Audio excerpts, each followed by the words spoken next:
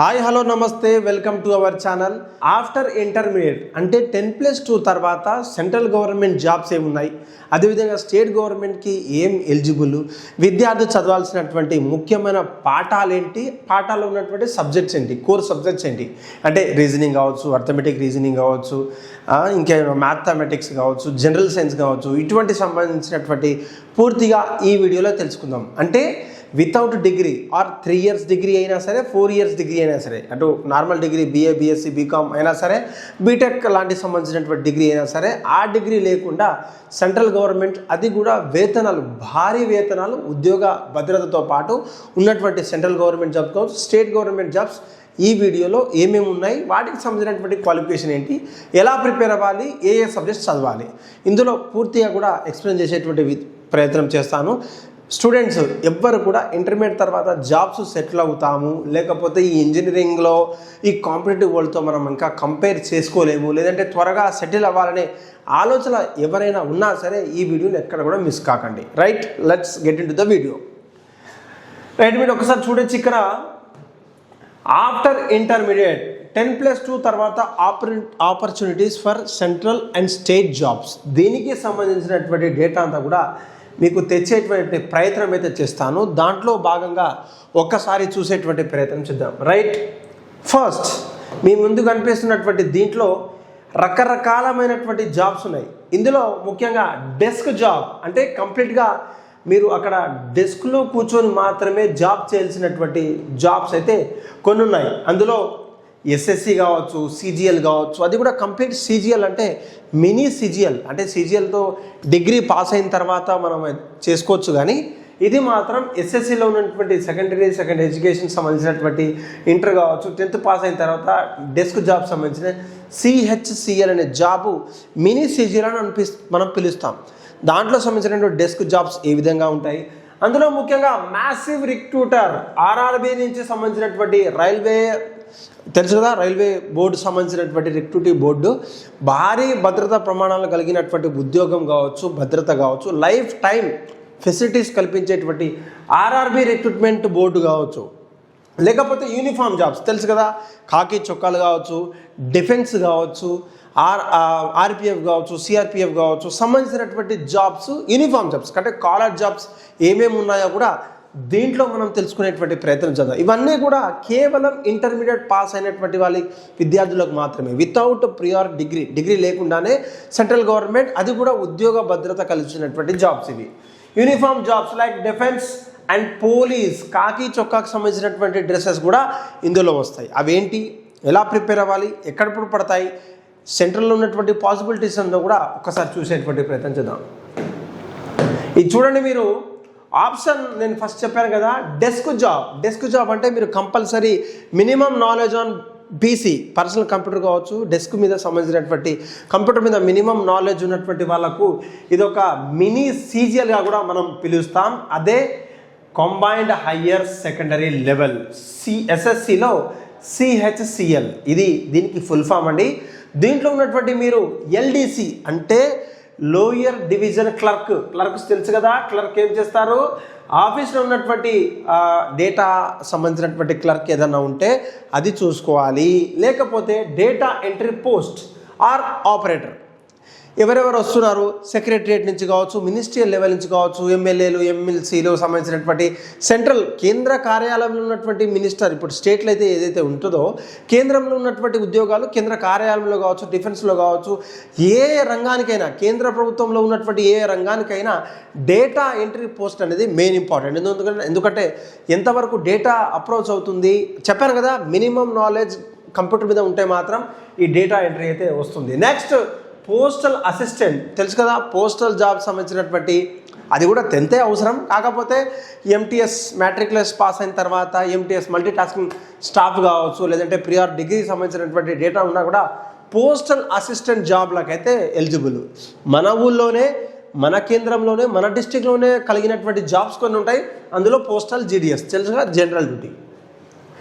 Right, మనం next option 2 ఏంటి, RRB దేశంలోనే భారీ రిక్రూట్మెంట్. ఎంత అంటే ఒక్కొక్కసారి మనం ఆలోచిస్తే ఆర్ఆర్బి రైల్వే రిక్రూట్మెంట్ బోర్డు ఉంటుంది కదా, ఆర్ఆర్బికి సంబంధించినటువంటి సౌత్ కావచ్చు, నార్త్ కావచ్చు, ఈస్ట్ కావచ్చు, వెస్ట్ కావచ్చు, south northern, northern south, northern east సంబంధించినటువంటి బోర్డు ఇప్పటికే ప్రవేశపెట్టినటువంటి ఆర్ఆర్బి. బహుశా ఆర్ఆర్బి పేరు విన్నటువంటి విద్యార్థులు చాలామంది ఉంటారు, విననటువంటి మాత్రం ఇప్పుడే మీరు ఫస్ట్ టైం కనుక తెలుసుకుంటే మీకు అది ఎంత ఈజీ, అదేవిధంగా ఎంత భారీ రిక్రూట్మెంట్. దాదాపు సంవత్సరానికి అనేక మార్లు పోస్టులు ఆయా డివిజన్కి సంబంధించినటువంటి పోస్టులు వెంబడెంబడి పడుతూనే ఉంటాయి. మీరు అప్లై చేసి చదివి రాయడమే, క్రాక్ చేయడమే లేటు. అదేవిధంగా ఒక్కసారి చూద్దాం దాంట్లో ఉన్నటువంటి కీ అంటే ఎన్టీపీసీ అండర్ గ్రాడ్యుయేట్ కావచ్చు, ఎన్టీపీసీ నాన్ టెక్నికల్ పోస్ట్ అంటాం మనం. ఎన్టీపీసీలో ఉన్నటువంటి అండర్ గ్రాడ్యుయేట్ కావచ్చు, అండర్ గ్రాడ్యుయేట్ అంటే డిగ్రీ లేని వాళ్ళకు. దాంట్లో క్లర్క్స్, టైపిస్ట్ కమ్ టీసీస్, కలెక్టర్స్, వీటికి సంబంధించినటువంటి జాబ్స్ ప్రతిసారి పడుతూనే ఉంటాయి ఆన్ బిహాఫ్ ఆఫ్ మీ యొక్క డివిజన్కి సంబంధించిన. ఎగ్జాంపుల్ హైదరాబాద్ ఉన్నటువంటి సౌత్ సెంట్రల్లో సికింద్రాబాద్ కావచ్చు, విజయవాడ కావచ్చు, లేకపోతే ఇక్కడ చెన్నై నుంచి సంబంధించినటువంటి విద్యార్థులు ఎవరైనా ఉంటే ఏపీకి కావచ్చు, లేదంటే అక్కడ కర్ణాటక కావచ్చు, వీటికి సంబంధించినటువంటి డీటెయిల్స్ ప్రతి ఒక్కటి కూడా పడే కంటే ముందు ఆర్ఆర్బీలో అఫీషియల్ నోటిఫికేషన్, ఏ నోటిఫికేషన్ కూడా మీరు అఫీషియల్ కాంది ఓపెన్ చేయొద్దు, అఫీషియల్ కాంది మీరు అప్లై చేయొద్దు. ఓన్లీ సర్టిఫైడ్ ఆధార్ సంబంధించినటువంటి ఓటీపీ వచ్చినటువంటి ఆర్ఆర్బీ ఆప్షన్లో మాత్రమే మీరు అప్లై చేసుకోవాలి. ఇది ఒక మేజర్ జాబ్ అని అనుకోవచ్చు మనం. దీంట్లో కీలకమైనటువంటి ఈ జాబ్స్ అయితే పడుతుంటాయి. నెక్స్ట్ ఆప్షన్ 3 చెప్పారు కదా, ఆప్షన్ 3 వచ్చేసి డిఫెన్స్ లేదా కాకి చొక్కాలు వేసుకునేటువంటి కాలర్ జాబ్స్. అంటే పోలీస్ కావచ్చు, ఆర్పిఎఫ్ కావచ్చు, సిఆర్పిఎఫ్ కావచ్చు, బందోబస్తుకి సంబంధించినటువంటి రక్షణ కేంద్రంలో ఉన్నటువంటి రక్షణ కవచాలు కావచ్చు, సెంట్రల్ గవర్నమెంట్ అంటే ఎయిర్పోర్ట్లలో, నావీ సిస్టంలలో పనిచేసేటువంటి కావచ్చు, లేదంటే కేంద్ర కార్యాలయాలు ఏదన్నా ఎంఎన్సీ సంబంధించినటువంటి, లేదంటే కేంద్ర కారాగారంలో సంబంధించినటువంటి, కేంద్రం కింద పనిచేసేటువంటి ఏ కంపెనీకి సంబంధించినటువంటి ఉన్నా కూడా అవి దీని కిందికి వస్తాయి. దీంట్లో మనం చూసుకుంటే కేటగిరీ స్టేట్ పోలీస్, ఏపీ మరియు తెలంగాణలో కానిస్టేబుల్ పడుతుంటాయి. కానిస్టేబుల్కి అంటే కానిస్టేబుల్ తెలుసు కదా, కానిస్టేబుల్ పీసీ, కానిస్టేబుల్లో మీకు ఏఆర్ కావచ్చు, సివిల్ కావచ్చు, గన్మెన్ కావచ్చు, లేదంటే స్పెషల్ ఆఫీసర్ కావచ్చు, ఎస్పీఎఫ్ కావచ్చు, లేదంటే జైలర్కి సంబంధించినటువంటి ఏ పోస్ట్ అయినా కూడా ఇంటర్మీడియటే మెయిన్ కాజ్. ఇంటర్మీడియట్ రాస్తే ఖతం. అది తెలంగాణలో ఒకటే క్వాలిఫికేషన్ అండ్ ఏపీలో కూడా ఒకటే క్వాలిఫికేషన్. ఐదర్ సెంట్రల్కి వచ్చేసరికి కేటగిరీ 2, ఇదే కేటగిరీలో డిఫెన్స్ అండ్ పోలీస్లో కేటగిరీ 2 వచ్చేసరికి ఎస్ఎస్సి జీడీ లైక్ కానిస్టేబుల్, జీడీకి సంబంధించినటువంటి చెప్పాను కదా, ఆర్మీలో ఉన్నటువంటి జనరల్ డ్యూటీ కావచ్చు, కానిస్టేబుల్ లైక్ ఫోర్సెస్, సిఆర్పిఎఫ్ కావచ్చు, ఆర్పిఎఫ్ కావచ్చు, ఇటువంటి బార్డర్లు ఉన్నటువంటి ఫోర్సెస్ కూడా దీని కిందకే వస్తాయి. అది కూడా సెంట్రల్ గవర్నమెంట్ జాబే. లైక్ బిఎస్ఎఫ్, సిఐఎస్ఎఫ్, సిఆర్పిఎఫ్, జవాన్ కావచ్చు, అస్సాం రైఫల్స్ కావచ్చు, లేదంటే ఇంకేదన్నా బార్డర్కి సంబంధించినటువంటి పోస్టులన్నీ కూడా ఈ సెంట్రల్ జాబ్స్ కిందికి వస్తాయి. అందుకు మీకు ఇంటర్మీడియటే ప్రమాణికం. దానికి సంబంధించినటువంటి ఫిజికల్ టెస్ట్లతో పాటు మెడికల్ టెస్ట్లు కూడా ఉంటాయి. ఎందుకంటే మీరు ఇల్లుని విడిచి బార్డర్లలో పనిచేయాల్సి ఉంటుంది కాబట్టి మీ యొక్క హెల్త్ కాన్షియస్ కూడా వాళ్ళకి అత్యవసరం. ఎందుకంటే ఎక్కడో బార్డర్లో డ్యూటీ ఉంటే మీరు ఎక్కడైనా ఇబ్బంది కలిగితే మాత్రం వాళ్ళకు తీసుకోరు. ఎందుకంటే మెడికల్గా ఫిట్ ఉండాలి, మెంటల్గా ఫిట్ ఉండాలి, ఫిజికల్గా ఫిట్ ఉంటేనే మీరు అక్కడ డ్యూటీ చేస్తారు. ఎగ్జాంపుల్ జమ్మూ అండ్ కాశ్మీర్ కావచ్చు, బాగా బార్డర్ కావచ్చు, ఇటు అస్సాం రైఫల్స్ కావచ్చు, లేదంటే నావీ కోస్టల్ ప్లేన్స్లో పనిచేసేటువంటి చెన్నై కావచ్చు, కాశ్మీర్ కావచ్చు, ఇటువంటి అనేక ప్లేసెస్లో ఈ యొక్క పోస్ట్ అనేది ఉంటాయి కాబట్టి ఇంటర్మీడియటే వీటికి ప్రామాణికం. అది కూడా సెంట్రల్ గవర్నమెంట్ జాబే. చెప్పాను కదా, స్టేట్లో పోలీస్ కావచ్చు, కానిస్టేబుల్ కావచ్చు కేవలం. నెక్స్ట్ వచ్చేసి మనం దీన్ని ఫినాన్షియల్ గ్రోత్ అంటే ఈ యొక్క జాబ్స్ చేయడం వల్ల మనం ఫైనాన్షియల్ గ్రోత్ అంటే మనం ఆర్థికంలో ఉంటామా, లేకపోతే ఇంకేమైనా మోసపోతామా, లేదంటే ఆర్థికంగా ఎలా నిలదొక్కుంటాం, సోషల్గా ఫినాన్షియల్గా జాబ్ సెక్యూరిటీ పరంగా మోస్ట్ ఇంపార్టెంట్. దీనికి సంబంధించి ఒకసారి చూద్దాం.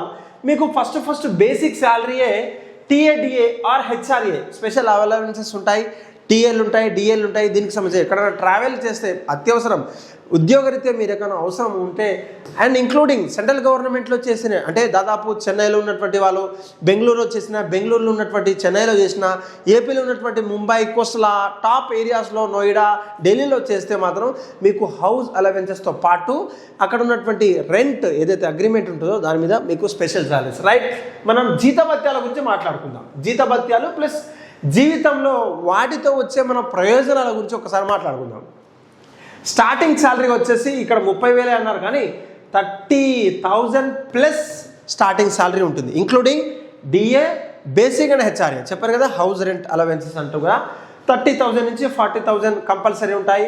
సెంట్రల్ గవర్నమెంట్ బెనిఫిట్స్ అన్నీ ఉంటాయి. ఇక సెంట్రల్ గవర్నమెంట్స్ ఇక ఏమేమి బెనిఫిట్స్ ఉంటాయో అన్నీ ఉంటాయి.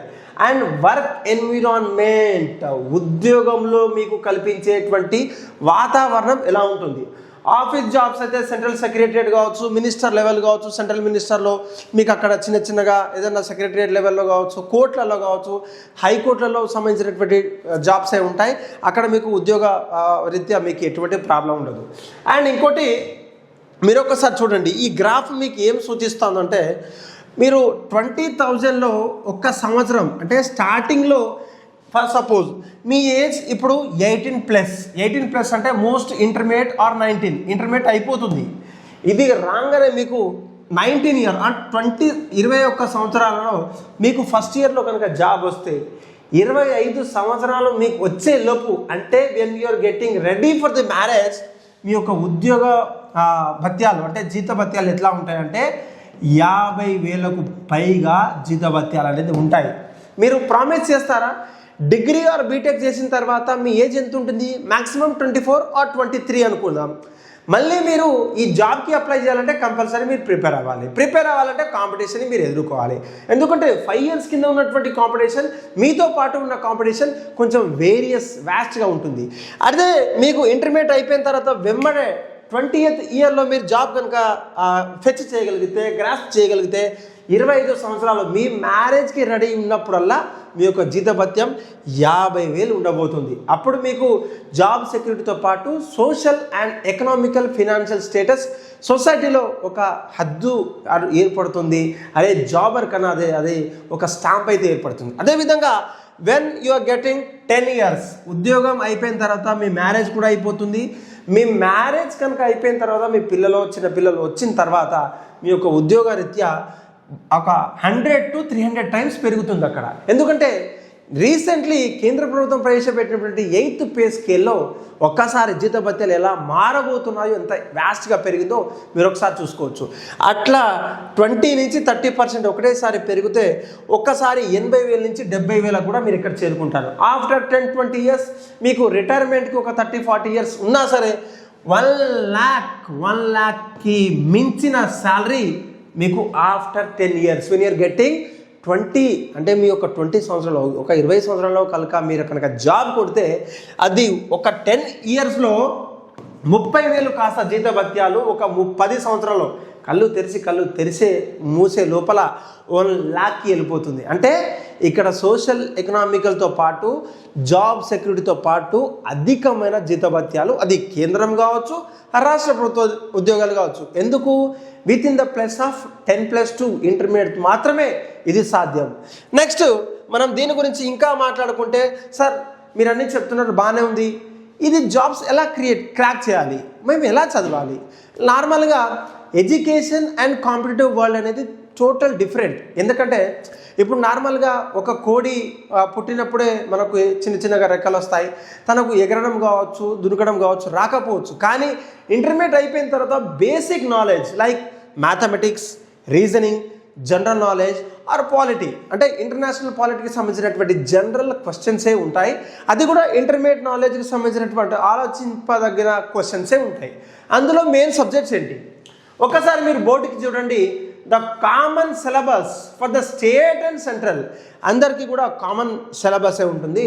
అందులో మెయిన్గా అర్థమెటిక్ రీజనింగ్ ఇది ఒక ఈజీ అయిన సబ్జెక్టు. మీరు కనుక కాన్సన్ట్రేట్ చేయగలిగితే అర్థమెటిక్ రీజనింగ్ అంత ఈజీ సబ్జెక్ట్ ఏది ఉండదు. And next general English, like మీరు 7th క్లాస్ నుంచి మొదలు పెడితే 10th అండ్ ఇంటర్మీడియట్ వరకు చదివినటువంటి ఇంగ్లీష్లో ఉన్నటువంటి చిన్న లెటర్స్ లైక్ లెటర్ రైటింగ్లో past tense, future tense, present tense సంబంధించినటువంటి ఆ చిన్న పారాగ్రాఫ్స్తో పాటు చిన్నగా మీకు ఇంగ్లీష్లో అయితే ఉంటుంది. లైక్ నేను చెప్పినటువంటి జనరల్ స్టడీస్ నార్మల్గా రోజు కరెంట్ అఫైర్స్ మీద పేపర్ మీరు చదివినా, లేదంటే ఒక హిందూ కావచ్చు, డెక్కన్ క్రానికల్ కావచ్చు, లేదంటే ఇంగ్లీష్ పేపర్లో ఉన్నటువంటి హిందీ పేపర్లో రోజుకు 2, తెలుగు మెయిన్ డైలీలో ఒక 2, ఇంగ్లీష్ డైలీలో ఒక 2 ఆర్ హిందీ డైలీలో ఒక 2 మీరు పేపర్లు కనుక డైలీ చదివితే మీకు జనరల్ స్టడీస్ అనేది it's an easy like anything. ఒక అరటి పండుని ఒలిచి మీ నోట్లో పెట్టినట్టే అది general English or general studies. ఈ 3 కనుక మీరు చూసుకుంటే మీకు కంపల్సరిగా ఈ సబ్జెక్టు నేర్చుకుంటే ఎస్ఎస్సిలో, ఆర్ఆర్బీలో అండ్ పోలీస్ కేటగిరీస్ చెప్పాను కదా, ఆర్ఆర్బీ కావచ్చు, డిఫరెంట్ 3 కేటగిరీస్లో మీకు ఇవే కామన్ సిలబస్ ఉంటాయి, బోత్ స్టేట్ అండ్ సెంట్రల్. అంతా బాగానే ఉంది సార్. నార్మల్గా మనము ఇది ఎలా ప్లాన్ చేయాలి? నార్మల్గా చదువులో ఉన్నటువంటి మనం, ఎడ్యుకేషన్లో ఉన్నటువంటి మనము ఒక సారో, ఒక విద్యార్థియో, లేకపోతే ఒక ఫ్రెండో, ఒక ట్యూటరో చెప్తే కానీ చదవం. లైక్ ఎగ్జామ్స్ దగ్గరకు వస్తున్నాయరా, ఐపీకి ప్రిపేర్గా, ఎగ్జామ్స్ దగ్గరకు వస్తున్నాయరా, ఎంసెట్కి ప్రిపేర్గా. కానీ ఇక్కడ మనం ఎలా ప్రిపేర్ అవ్వాలి? లైక్ కాంపిటేటివ్తో పోల్చుకుంటే అవి ఎంతో ఈజీ అయినప్పటికీ కాంపిటేటివ్ ఎలా ప్రిపేర్ అవ్వాలి? ఇక్కడ మీకు ఉన్నటువంటి 24 గంటలలో ఎలా ప్రిపేర్ అవ్వాలి? మరి దీనికి సంబంధించినటువంటి స్టడీ ప్లాన్ ఏంటి సార్? ఒక్కసారి మీరు చూడండి. ఒకసారి రూల్ నెంబర్ 1, కాలేజ్ నుంచి నేరుగా వచ్చాక రోజు కేవలం 2 గంటలు మాత్రమే దీనికి కేటాయించండి. జస్ట్ 2 అవర్స్ చెప్పాను కదా, just 2 hours after when you're coming after your intermediate college, either first year అయినా సెకండ్ ఇయర్ అయినా. ఇది 2 గంటలు ఎలా చదవాలి?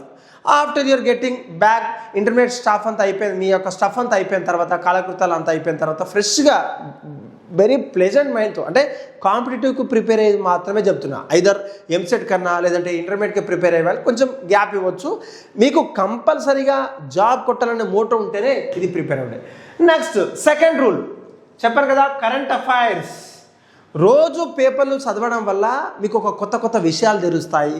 లైక్ రష్యా యుక్రెయిన్ యుద్ధం ఎందుకు జరుగుతూ ఉంది, దానికి సంబంధించింది క్రూడ్ ఆయిల్ ఎవరి దగ్గర ఉంది, ఆ ఆధిపత్య పోరు కోసం అమెరికా ఏం చేస్తోంది, లైక్ రష్యన్ దగ్గర నుంచి ఇండియన్ ఆయిల్ కొంటే, క్రూడ్ ఆయిల్ కొంటే అమెరికాకి ఏంటి లాభం, ఏంటి లాస్, లేకపోతే పాకిస్తాన్ మన మీద దాడి చేస్తే మనం ఆపరేషన్ సింధూర్ ఎందుకు ప్రవేశపెట్టాం, దానికి గల వాడినటువంటి మిసైల్స్ ఏంటి, అనేక అఫైర్స్ అనేది కరెంట్ అఫైర్స్లో ఉంటాయి. కాబట్టి చిన్నగా మీకు తెలిస్తే అయిపోతుంది.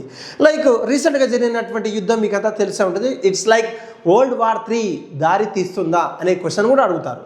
దానికి సంబంధించినటువంటి వెనిజులా ప్రెసిడెంట్ ఎందుకు, అంటే వెనిజులా ఒక పెద్ద మనిషిని అమెరికా ఎందుకు కిడ్నాప్ చేస్తుంది, లేకపోతే సంబంధించినటువంటి ఇరాన్ సంబంధించినటువంటి సుప్రీం లీడర్ని అయోతుల్లాని ఎందుకు చంపేస్తుంది, ఎందుకు నేలమట్టం చేసింది, అనేక రకమైనటువంటి విషయాలు current affairs with paper investigation complete first page నుంచి మొదలు పెడితే ఆ లింక్ పదాలు ఉన్నటువంటి లింక్ న్యూస్ ఉన్నటువంటి అన్ని కూడా మీరు చదవాలి. లైక్ తెలుగు డైలీ అంటే తెలుగు పేపర్లో ఉన్నటువంటి 2 పేపర్లు ఏదైనా పెద్దవి, లేదంటే ఇంగ్లీష్లో ఉన్నటువంటి మీకు నచ్చిన ఇంకా 2, లేదంటే హిందీలో ఉన్నటువంటి హిందీ, ఉర్దూ అయితే ఇంకా బెస్ట్. నెక్స్ట్ ఇదొక టిప్ అనుకోండి. ఈ టిప్ మీకు వస్తుందా, రావట్లేదా, లేదంటే మీకుంటే టైం చూడండి. ఎందుకంటే మనం ఎంత చదివినా సరే మనం చదివేటువంటి క్వశ్చన్స్, మనం చదవాల్సినటువంటి టాపిక్స్, మనం చదివేటువంటి టాపిక్స్ ప్రీవియస్గా or next year question paper, లేదంటే మనం రాసేటప్పుడు ఏదైనా రిపీట్ అయ్యే ఛాన్స్ ఉందా? చెప్తుంటాం కదా PYQs, previous year questions repeat అవుతున్నాయా, లేదంటే ఏమన్నా రిపీట్ అవ్వబోతుందా, దానికి సంబంధించిన ప్రో అటెన్షన్ అయితే మీ మీద ఉండాలి. ఆ పేపర్ మీద, ఆ క్వశ్చన్ మీద, ఆ టాపిక్ మీద ఉండాలి. ఎందుకంటే అది రిపీట్ అయ్యే కొద్దీ it will get is a easy tip for you. The lip between sip and cup అంటాం కదా, దాన్ని మీరు పాటిస్తే మీ యొక్క government job or central government job, you are the number 1 candidate in the selected list. ఇవి మాత్రమే పాటిస్తే మీకు రాయబోయే ఎగ్జామ్స్లో ఏదైనా ప్రాబ్లం ఉంటే, లేకపోతే సెంట్రల్ గవర్నమెంట్లో ఉన్నటువంటి ఆర్పిఎఫ్ కావచ్చు, సిఆర్పిఎఫ్ కావచ్చు, జవాన్ కావచ్చు, జీడీ కావచ్చు, పోస్టల్ కావచ్చు, లేదంటే బిఎస్ఎఫ్ కావచ్చు, వాటర్ సెక్యూరిటీ ఫోర్స్, వీటికి సంబంధించినటువంటి ఎలా ప్రిపేర్ అవ్వాలి, లేకపోతే ఫిజికల్ ఫిట్నెస్ ఎలా ఉండాలి, లేకపోతే ఫిజికల్ అపియరెన్స్ ఎలా ఉండాలి, లేదంటే రోజు ఎంత డైట్ ఫాలో అవ్వాలి, లేదంటే ఏమేమి చదవాలనేది, ఇంకా ఏదైనా స్టేట్కి సంబంధించినటువంటి పోలీస్ కానిస్టేబుల్కి ఏదైనా ఫిజికల్ ఫిట్నెస్ మెజర్మెంట్స్ ఏమైనా కావాలనుకుంటే కింద కమెంట్ సెక్షన్లో తెలియజేయండి. ఇఫ్ యూఆర్ అన్ ఆస్పిరెంట్ ఈ వీడియోని ఎక్కడ మిస్ చేయొద్దు. అవసరమైతే 1.2 స్పీడ్లో చూసినా ప్రాబ్లం లేదు. అండ్ ఇంకోటి, మీ యొక్క డిగ్రీ ఫ్రెండ్ ఎవరైతే ఉన్నారో, డిగ్రీ చేసి ఆల్రెడీ ఇంటర్తోనే ఇన్ని జాబ్స్ ఉన్నాయరా అని చెప్పేసి, లైక్ అన్న కావచ్చు, తమ్ముడు కావచ్చు, ఫ్రెండ్ కావచ్చు, ఇంకెవరైనా ఉంటే వాళ్ళకి ఈ వీడియో తప్పకుండా షేర్ చేయండి. Until then bye. Please keep support to our channel. కేవలం మీకోసం, మీ యొక్క భవిష్యత్తు కోసం ఉద్దేశించే ఈ ఛానల్ పెట్టడం అయితే జరిగింది. దీంట్లో మీకు ఏమైనా ఇంట్రెస్టింగ్ వీడియోస్ కావాలనుకుంటే, ఎగ్జామ్ ప్రిపరేషన్ ప్యాటర్న్ కావాలనుకుంటే కింద కమెంట్ సెక్షన్లో ట్యాగ్ చేయండి. Will do that video in the next session. Until then, bye. Thanks for watching this video.